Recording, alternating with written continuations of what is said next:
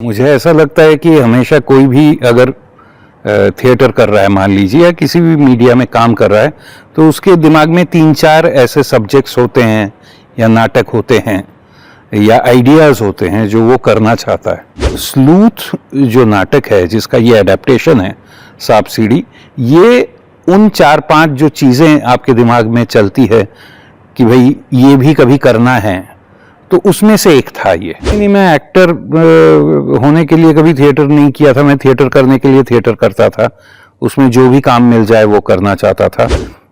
Direction की तरफ मैं आया नहीं हूँ।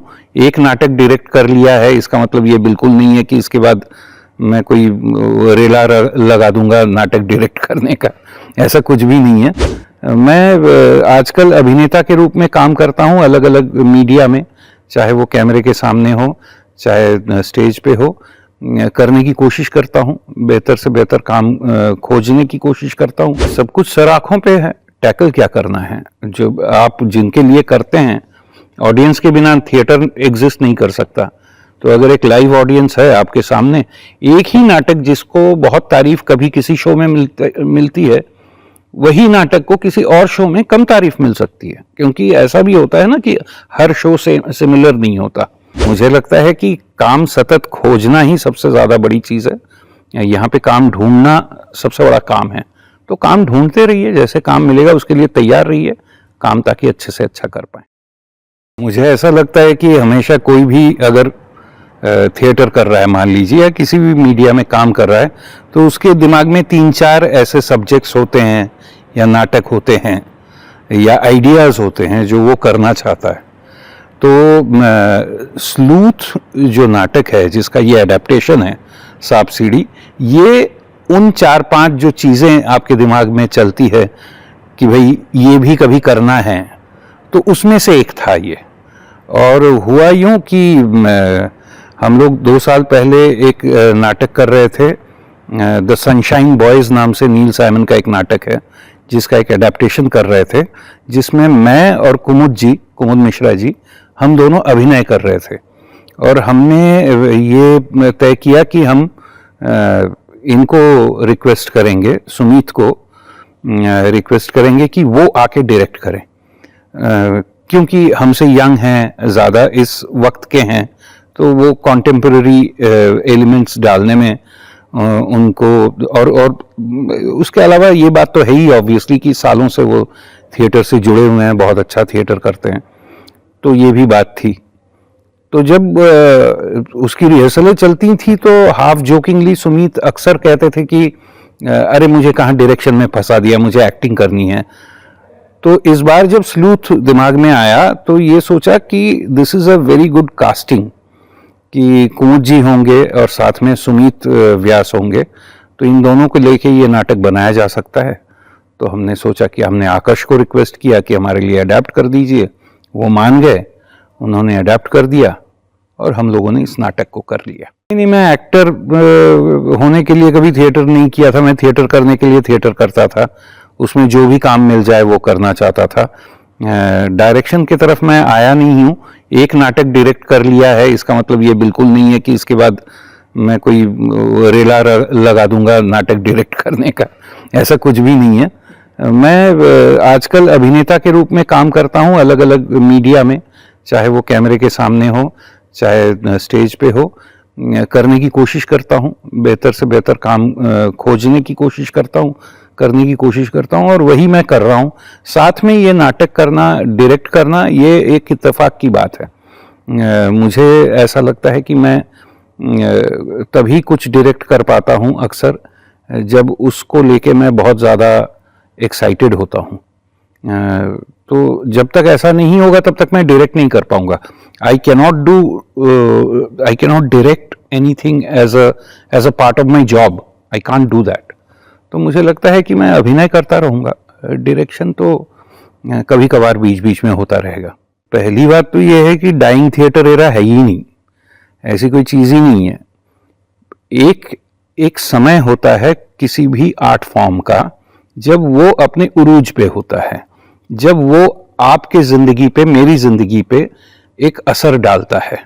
एक ज़माने में जब तानसेन ध्रुपद गा रहे थे तो मेरे ख्याल से संगीत का वो पोजीशन था जब ग्रीस में या भारत में नाट्य शास्त्र के अनुसार थिएटर हो रहा था, या बाद में भी मान लीजिए आज से कुछ 90-100 साल पहले जब पारसी थिएटर के शैली में नाटक हो रहे थे, तब थिएटर जो है एक बहुत बड़ा लोगों की ज़िंदगी पे असर करने वाला या उनके ज़िंदगी का हिस्सा बनने वाला एक आर्ट की विधा थी।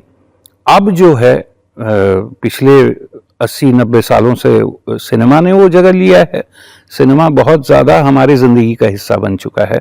तो ऐसा नहीं होता है कभी भी कोई आर्ट अगर हमारे ज़िंदगी में ज़्यादा महत्वपूर्ण हो जाए तो बाकी आर्ट्स मर जाते हैं। वो चलते रहते हैं, वो साथ में चलते रहते हैं। जैसे संगीत चल रहा है, जैसे लेखन चल रहा है, लोगों ने, जैसे आपने कहा कि भाई लोगों ने धीरे धीरे किताबों से जो है ना ये फिल्में और ओटीटी पे, मुझे नहीं लगता ये बहुत धीरे धीरे हुआ है, ये बहुत फास्ट हुआ है, बहुत जल्दी जल्दी में हुआ है। और लोग अभी ओटीटी पे चले गए हैं या फिल्मों में चले गए हैं। तो ये भी तो एक ज़माना था जब मुझे याद है मैं जब स्कूल में था तो VHS का ज़माना था। VHS में, और तब ऐसा कोई VHS की जो लाइब्रेरीज होती थी, वीडियो लाइब्रेरीज कहलाती थी, उसमें घुस जाओ तो ऐसा लगता था कि किसी खजाने के बीच में आ गए कि इतनी सारी फिल्में हैं, क्या देखें क्या नहीं देखें। आज की तारीख में आपके फ़ोन के अंदर इतनी सारी फिल्में हैं, आप देख कितने पाते हैं? There is a problem of plenty. तो मुझे लगता है कि ये प्रॉब्लम थोड़ा सा और गहराएगा तो लोग वापस किताबों की तरफ जाएंगे, लोग लाइव परफॉर्मेंसेस की तरफ जाएंगे, उस पे उसका मजा लेंगे, जरूर लेंगे। नहीं, पूरा पूरा बेस नहीं है हमारा आकर्ष खुराना को देने का या उनसे ये बात कहने की या उनसे रिक्वेस्ट करने की कि भाई आप इसको अडॉप्ट करें। उसके पीछे मंशा यही था कि he would be able to contemporarize the whole thing. ये 1970 के दशक में पहली बार मंचित हुआ नाटक है, 55 साल बीत चुके हैं। तो इस नाटक को कॉन्टेम्परराइज करना बहुत ज्यादा जरूरी था हमारे नजदीक। जिस तरीके से हम इस नाटक को खेलना चाह रहे थे कि हम चाह रहे थे कि एक वाइडर गैमेट ऑफ ऑडियंस, मान लीजिए ऐसे लोग जिन्होंने नाटक देखा नहीं है या नियमित रूप से नाटक नहीं देखते हैं, वो भी आए और इस नाटक का मजा ले पाए। इस वजह से उनकी भाषा, उनके तरीके से इस नाटक में बातचीत करना और वो कम्युनिकेट करना जरूरी था। सब कुछ सर आंखों पे है, टैकल क्या करना है, जो आप जिनके लिए करते हैं। ऑडियंस के बिना थिएटर एग्जिस्ट नहीं कर सकता। तो अगर एक लाइव ऑडियंस है आपके सामने, एक ही नाटक जिसको बहुत तारीफ कभी किसी शो में मिलती है, वही नाटक को किसी और शो में कम तारीफ मिल सकती है। क्योंकि ऐसा भी होता है ना कि हर शो से सिमिलर नहीं होता। तो ऐसा भी नहीं कि उसके लिए आपको जो है ना हेट मिलने के लिए अलग अलग नाटक करने की जरूरत है। एक ही नाटक के अंदर ये चीजें हो सकती है। लेकिन ये बहुत जरूरी है कि जो भी मिले, चाहे वो क्रिटिसिज्म मिले चाहे वो तारीफ मिले, उन्हें बहुत संजीदगी से लेने की जरूरत है। खासकर जो हेट जिसको आप कह रही हैं, समझ लीजिए क्रिटिसिज्म जो है उसको बहुत संजीदगी से समझने की जरूरत है, उसके ऊपर विचार विमर्श करने की जरूरत है, तभी आप बेहतर से बेहतर काम कर पाएंगे। आप मुझे एक ऐसी विधा दिखा दीजिए जिसमें माँ बाप अपने बच्चे का फ्यूचर सिक्योर करने की कोशिश नहीं करते। आज ही हम लोग बात कर रहे थे, उसमें ये बात आई कि अगर फिल्म में मान लीजिए कोई स्टार किड आ जाता है या किसी प्रोड्यूसर का बेटा आ जाता है, और मान लीजिए इत्तेफाक से ऐसा होता है, आप रणबीर कपूर या जो अच्छे हैं, जो बहुत अच्छे प्रूव हुए, उनकी बात तो छोड़ ही दीजिए क्योंकि वो तो कर ही रहे हैं अच्छा, उसके लिए हमें कोई बातचीत करने की जरूरत नहीं है, वो तो बहुत ही अच्छा कर रहे हैं। लेकिन मान लीजिए अगर कोई नहीं भी कर पाता है, हाँ, उसको चांस मिला, वो नहीं कर पाया, तो इससे जो आपके जीवनचर्या में या मेरे जीवनचर्या में फर्क नहीं आएगा।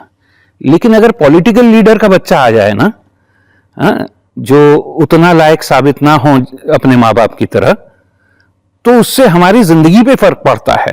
तो आप नेपोटिज्म कहाँ नहीं है वो जगह दिखा दीजिए फिर। और ऐसी ऐसी जगह पे हैं जहां पे तो हमारे जिंदगी के, हमारे भविष्य का जो है ना तय करने वाली जगहों पे वो जाके बैठ जा रहे हैं। और ये सिर्फ पॉलिटिक्स की बात नहीं है, ये सिर्फ सिनेमा की बात नहीं है, आप कोई भी और फील्ड में चले जाइए। जहां पे भी अगर मान लीजिए कल को एक किराने की दुकान चलाता हूं, मैं तो चाहूंगा कि बेटा बैठ जा गल्ले पे, हाँ, कि तेरा फ्यूचर सिक्योर हो जाएगा, कम से कम ये चालू दुकान है तो इसमें बैठेगा तो तुझे कम से कम पैसे कमाने के लिए, रोजगार के लिए जो है ना, स्ट्रगल नहीं करना पड़ेगा। इतना सोचना हर माँ बाप का बनता है, तो लोग करते हैं। अब इसको आप नेपोटिज्म का नाम दे सकते हैं, लेकिन ये it's a human tendency, you can't really do anything about it. नहीं, मैं क्या मैसेज दूंगा, आई एम स्टिल स्ट्रगलिंग, मैं भी काम के लिए ढूंढ रहा हूं मैं काम, तो मैं दूसरे को क्या नसीहत दूंगा इस बारे में। मुझे लगता है कि काम सतत खोजना ही सबसे ज्यादा बड़ी चीज है, यहाँ पे काम ढूंढना सबसे बड़ा काम है। तो काम ढूंढते रहिए, जैसे काम मिलेगा उसके लिए तैयार रहिए, काम ताकि अच्छे से अच्छा कर पाए।